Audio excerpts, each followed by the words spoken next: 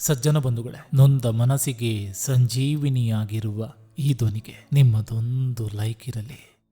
ನಮ್ಮನ್ನು ನೋಯಿಸಿದವರು ಮುಂದೆ ಹೋಗಿಬಿಡ್ತಾರೆ, ಆದರೆ ಆ ನೋವಿನ ನೆನಪುಗಳು ಮಾತ್ರ ನಮ್ಮ ಹೃದಯದಲ್ಲಿ ವರ್ಷಗಳ ಕಾಲ ಉಳಿದುಕೊಳ್ತವೆ. ಕೆಲವೊಮ್ಮೆ ಗಾಯ ಮಾಡಿದ ಮಾತುಗಳಿಗಿಂತ ಮೌನವಾಗಿ ದೂರವಾದವರ ನೆನಪು ಹೆಚ್ಚು ಕಣ್ಣೀರು ತರಿಸ್ತದೆ.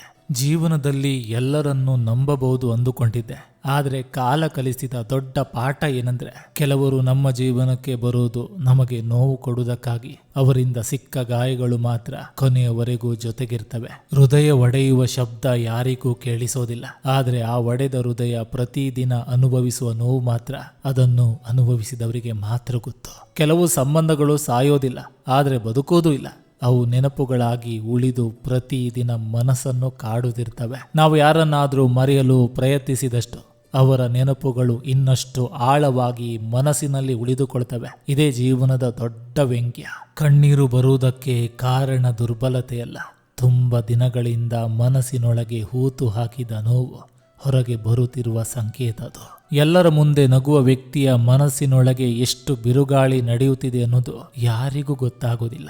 ಕೆಲವರು ನಮ್ಮನ್ನು ಬಿಟ್ಟು ಹೋದ ನಂತರ ಅವರ ಜಾಗವನ್ನು ಯಾರೂ ತುಂಬಲಾರರು. ಸಮಯ ಕಳೆಯಬಹುದು, ಆದರೆ ಖಾಲಿತನ ಮಾತ್ರ ಹಾಗೇ ಉಳಿಯುತ್ತದೆ. ನಂಬಿಕೆ ಒಡೆದ ನಂತರ ಮತ್ತೆ ಎಲ್ಲರನ್ನು ನಂಬುವುದು ತುಂಬಾ ಕಷ್ಟ.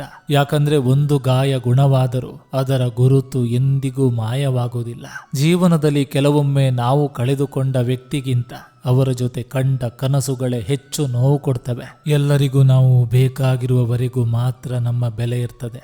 ಅಗತ್ಯ ಮುಗಿದ ಮೇಲೆ ನಮ್ಮ ಅಸ್ತಿತ್ವವೇ ಮರೆತು ಹೋಗ್ತದೆ. ಮನಸ್ಸು ತುಂಬ ನೋವಿನಲ್ಲಿದ್ದಾಗ ಒಂಟಿತನವೇ ದೊಡ್ಡ ಸಂಗಾತಿಯಾಗ್ತದೆ. ಯಾಕಂದ್ರೆ ಜನರಿಗಿಂತ ಮೌನವೇ ಆಗಾಗ ನಮ್ಮನ್ನು ಹೆಚ್ಚು ಅರ್ಥ ಮಾಡಿಕೊಳ್ತದೆ. ನಾವು ಒಳ್ಳೆಯವರಾಗಿದ್ದಷ್ಟು ಎಲ್ಲರೂ ನಮ್ಮ ಜೊತೆ ಇರ್ತಾರೆ ಅಂದುಕೊಳ್ಬೇಡ. ಕೆಲವರು ಒಳ್ಳೆತನವನ್ನೇ ದುರುಪಯೋಗ ಪಡಿಸಿಕೊಳ್ತಾರೆ. ಕೈ ಬಿಡುವವರು ಸಾವಿರಾರು ಜನ ಸಿಗ್ತಾರೆ, ಆದರೆ ಕೈ ಹಿಡಿದು ಕೊನೆಯವರೆಗೂ ನಡೆಯುವರು ತುಂಬಾ ವಿರಳ. ಕೆಲವು ರಾತ್ರಿ ನಿದ್ರೆ ಬರೋದಿಲ್ಲ, ಕಣ್ಣು ಮುಚ್ಚಿದ್ರೆ ನೆನಪುಗಳು ಬರ್ತವೆ, ಕಣ್ಣು ತೆರೆದ್ರೆ ಖಾಲಿತನ ಕಾಣ್ತದೆ. ಮನಸ್ಸಿನ ನೋವನ್ನು ಪದಗಳಲ್ಲಿ ಹೇಳಲು ಸಾಧ್ಯವಿಲ್ಲ. ಕೆಲವೊಮ್ಮೆ ಒಂದು ಮೌನವೇ ಸಾವಿರ ಕಣ್ಣೀರುಗಳ ಕತೆ ಹೇಳ್ತದೆ.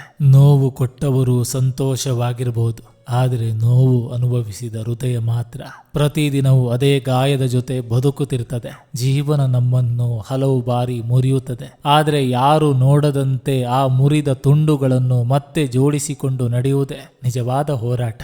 ಯಾರಿಗೂ ಹೇಳಲಾಗದ ನೋವುಗಳು ಇರ್ತವೆ. ಹೊರಗೆ ಸಾಮಾನ್ಯವಾಗಿ ಕಾಣುವ ವ್ಯಕ್ತಿ ಒಳಗೆ ಸಾವಿರ ಬಾರಿ ಮುರಿದು ಹೋಗಿರಬಹುದು. ಒಂದು ದಿನ ಎಲ್ಲವೂ ಸರಿಯಾಗ್ತದೆ ಎಂದು ನಂಬಿ ಬದುಕುತ್ತಿದ್ದೇವೆ, ಆದರೆ ಕೆಲವೊಮ್ಮೆ ಆ ಒಂದು ದಿನ ಬರುವಷ್ಟರಲ್ಲಿ ನಮ್ಮೊಳಗಿನ ಹಲವಾರು ಕನಸುಗಳು ಸತ್ತು ಹೋಗಿರ್ತವೆ. ಎಲ್ರಿಗೂ ನಮಸ್ಕಾರ, ನಾನು ನಿಮ್ಮ AK ಶೆಟ್ಟಿ ನಡೂರು. ಈ ಸಂಚಿಕೆ ನಿಮಗೆ ಇಷ್ಟವಾಗಿದ್ರೆ ಒಂದು ಲೈಕ್ ಮಾಡಿ, ಜೊತೆಗೊಂದು ಕಮೆಂಟ್ ಮಾಡಿ. ಮತ್ತೆ ಮುಂದಿನ ಸಂಚಿಕೆಯೊಂದಿಗೆ ಅತಿ ಶೀಘ್ರದಲ್ಲಿ ನಿಮ್ಮನ್ನ ಭೇಟಿ ಆಗ್ತೇನೆ. ಎಲ್ರಿಗೂ ಒಳ್ಳೆಯದಾಗಲಿ. ಧನ್ಯವಾದಗಳು.